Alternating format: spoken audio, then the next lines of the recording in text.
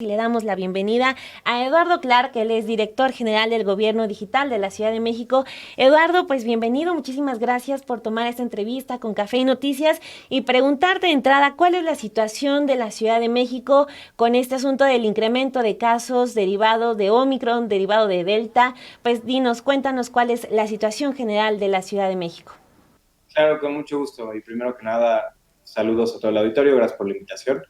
Pues lo que les comentaba es, llevamos 2 semanas ya de incremento de casos COVID-19 en la Ciudad de México. Pasamos de nuestro mínimo histórico de cerca de 250 identificados en un día en todos los sistemas de vigilancia epidemiológica, ahora a identificar un poco más de 2,000. Es decir, sí hay un incremento que aritméticamente es importante, aunque todavía está por debajo de los 7, 8,000 que llegamos a identificar en cada día del pico más alto de la segunda y tercera ola.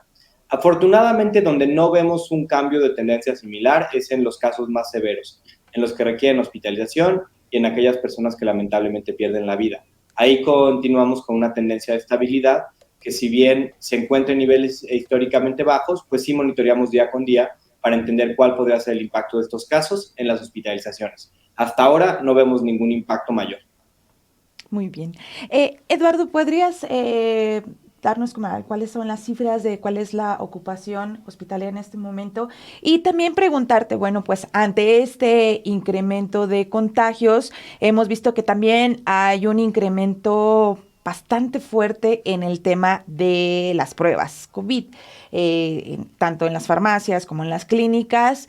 ¿Qué va a hacer la Ciudad de México, sobre todo en este tema de los kioscos? ¿Se van a reactivar los kioscos? ¿Ya se reactivaron? Y si pudieras darnos un poco de información para las personas que buscan hacerse una prueba COVID. Claro, con mucho gusto. En primer lugar, para cerrar el tema de la ocupación hospitalaria, estamos hoy viendo en toda el área metropolitana, no solo la ciudad, sino todo el área metropolitana, 570 hospitalizados. Esto es muy cercano a nuestro mínimo histórico. Esto representa hoy en día, con las camas que están activas, un 8% de ocupación hospitalaria. Es decir, hay amplio espacio para que cualquier persona que requiere atención hospitalaria pueda acceder a ella. Y tenemos capacidad para reconvertir, solo como para dimensionar, hoy con las 500 y fracción que tenemos, estamos al 5% de los casi 10,100 que hemos llegado a tener en el peor momento. Atendiendo a lo que mencionas de los kioscos, sí, claramente hemos visto en la ciudad un incremento importante de la demanda de pruebas en los centros de salud que tenemos, en los 2 kioscos grandes, en los centros comerciales, en todos lados. Es algo que se ha visto en el mundo y que es derivado precisamente de este incremento muy importante de casos a través de la mayor capacidad de contagio de la variante Omicron. Lo que estamos pensando en la Ciudad de México es lo siguiente. A partir de mañana, los 117 centros de salud que tenemos, que es donde se hacen la gran mayoría de las pruebas, van a estar incrementando su capacidad de toma de muestra, pasando de unas 50 pruebas al día que pueden hacer el día de hoy a ojalá podamos triplicarlo y llegar a las cerca de 350 y 200. Esto nos va a incrementar la capacidad que tenemos hoy, pasar de casi 9,000, 10,000 pruebas a, pues, ojalá arriba de las 25,000. Posterior a esto vamos a ver si es suficiente. Si no es suficiente, pues estaremos en condiciones de activar a partir de la próxima semana los macrokioscos que ya conocen. Sin embargo, consideramos que este incremento de pruebas en los centros de salud que tenemos distribuidos en toda la ciudad puede ser de gran ayuda para hacer más sencillo adquirir una prueba gratuita en estos días. De estos incrementos en las pruebas que están realizando, ¿ya tienen algún número sobre cuántas pruebas están realizando y cuántos casos positivos de COVID han salido en los últimos días? Sí, es lo que justo les comentaba justo al inicio. Estamos haciendo nosotros como gobierno de la Ciudad de México entre 9 y 10,000 pruebas al día. De estas estamos observando cerca de un 20 a 25% de positividad, que significa que identificamos día con día alrededor de 2,000, un poquito más de positivos. Esto es un incremento bastante considerable. Sin embargo, hay que también conocer que hemos estado en momentos en los cuales en un día normal estábamos identificando 7, 8,000 contagios. Es decir, sí hay más contagios en la ciudad, es claro, es innegable, todos conocemos a alguien que en este momento desafortunadamente se ha contagiado o alguien que conoce a alguien contagiado, pero todavía no vemos, como en otras partes del mundo, estar en niveles mayores a los que hemos tenido en momentos previos. Independientemente de los casos, lo más importante es que en este momento los ingresos hospitalarios y las defunciones, que son los indicadores más importantes a nuestro juicio para entender el impacto real de la pandemia en la ciudad, no muestran una tendencia ascendente. No descartamos que pueda ocurrir, falta mucha información por llegar, falta mucho tiempo por transcurrir, pero hasta ahora en 2 semanas de incrementos de casos han sido buenas noticias en términos de hospitalizaciones. Eduardo, hay una previsión, faltan las personas que vienen de vacaciones, por ejemplo, de fin de año. Se espera que las próximas semanas vaya a seguir este incremento de contagios. ¿Hay alguna previsión o estimación de cuándo podría crecer, a cuánto podría crecer en 1 o 2 semanas o cuándo podría ser el pico más alto de contagios en el mediano o corto plazo? Es muy difícil saberlo, pero una cosa que toca sí es muy importante reconocer también. Independientemente de la variante Omicron, sí era algo que esperábamos ver un incremento de casos a fin de año.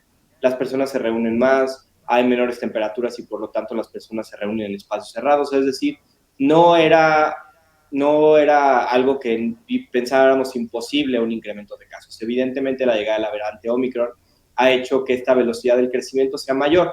Por esa misma razón todavía es muy difícil hacer cualquier proyección, sencillamente porque otras partes del mundo siguen en la etapa ascendente, entonces no tenemos un parámetro con el cual poder calibrar cuál podría ser el impacto real de esta variante en términos de magnitud de casos y fecha estimada. Tenemos que esperar algunos días adicionales para entender factores que nos permiten a nosotros como gobierno hacer las proyecciones y las estimaciones a futuro que tienen que ver con la velocidad del crecimiento, con qué tan contagiosa es ya en términos muy precisos y aritméticos. Es decir, todavía tenemos que esperar mucha información, precisamente porque otras partes del mundo siguen en esa etapa de crecimiento y con la experiencia de otros países es con lo que normalmente nosotros calibramos lo que pudiéramos ver en la Ciudad de México.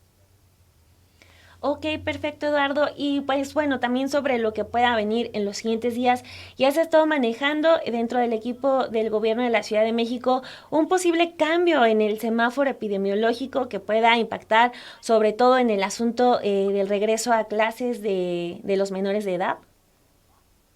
Por ahora nosotros no tenemos contemplado que independientemente del color del semáforo, hagamos una restricción a las actividades educativas, sociales, económicas de la ciudad. Creemos nosotros que con las tasas de vacunación que tenemos, con la ocupación hospitalaria en estos niveles, podemos confiar en continuar con la vida en la ciudad, aunque sí hay que implementar medidas en cada una de nuestras vidas para reducir la probabilidad de contagio, desde el uso del cubrebocas, la vacunación, lo que ya conocemos todos. No descartamos tampoco un cambio de color del semáforo, eso no depende al final del día del gobierno de la ciudad, depende de las estimaciones que hace el gobierno de México de acuerdo a una serie de indicadores que cada 2 semanas ellos publican. La semana pasada todavía salimos en verde, con una tendencia de incremento numérico y más cercano al amarillo. Entonces esperemos ver, normalmente los jueves, es el día que nos notifican, qué color del semáforo estaríamos, pero inclusive si hay un cambio, no estamos contemplando hacer ningún tipo de modificaciones a las limitaciones o imponer limitantes en la movilidad, en las actividades económicas, sociales, educativas. Muy bien, Eduardo. Antes de hacerte esta pregunta, que sobre todo es una duda que estábamos leyendo de algunos de nuestros seguidores, pues es importante retomar esto que decías al principio, que lo importante es que la capacidad, la ocupación hospitalaria no ha incrementado. Omicron no es una variante que sea más agresiva, que esté aumentando el número de fallecimientos. Sin embargo, bueno, pues sí hay personas que tienen ahí alguna duda si aquí en la Ciudad de México se ha registrado algún fallecimiento o casos graves por esta variante. Esa sería una pregunta. Y la última, por mi parte, sería nada más si nos pudieras como retomar un poco y resumar cuántos kioscos hay en la Ciudad de México y alguien que a lo mejor no conozca cómo ubicarlos, cómo poder ubicar uno de estos kioscos para realizarse la prueba COVID. Claro, con muchísimo gusto. Pues en términos de la variante Omicron, todavía lo que nosotros hacemos, y no solo el gobierno de la ciudad, sino casi todos los gobiernos del mundo, no identifican plenamente cada caso positivo a qué variante representa. Lo que se hace normalmente es una especie de encuesta en la cual agarramos ciertas muestras, esas son mandadas a secuenciar genéticamente y de ahí identificamos qué variante tiene. Por esa razón, cuando hablamos nosotros de incidencia de casos de una variante u otra, no es que sabemos exactamente qué variante es cada caso positivo, más bien, así como hay encuestas de opinión, así como hay encuestas de hasta popularidad, hacemos una serie de muestreos con las muestras positivas y con eso podemos ver qué porcentaje de la incidencia de COVID en la ciudad es de una variante u otra. Por eso es muy difícil decir si ha habido una muerte, una hospitalización o el número específico de cada variante. Lo que sí podemos decir es que en las últimas 2 semanas el porcentaje de muestras que secuenciamos que tienen que ver con la variante Omicron, pues sí ha venido subiendo, pero es algo que también vimos con la variante Delta, es algo que se ha visto en el resto del mundo. Por ahora, ese es un tema en el cual no podemos decir cuántos casos específicos de Omicron hay. Lo que podemos decir es, estamos viendo un incremento de casos y eso requiere que retomemos muchas de las medidas de protección personal, como son las pruebas que ya mencionas. Lo que buscamos es que cualquier persona que necesite una prueba, que tenga sintomatología compatible con COVID, tenga opción de hacerse una prueba gratuita del gobierno de la ciudad. Para encontrarlas, las pueden encontrar en la página de covid19.cdmx.gov.mx. Hay un apartado en el cual encontrarán un mapa interactivo con los lugares donde se pueden hacer las pruebas.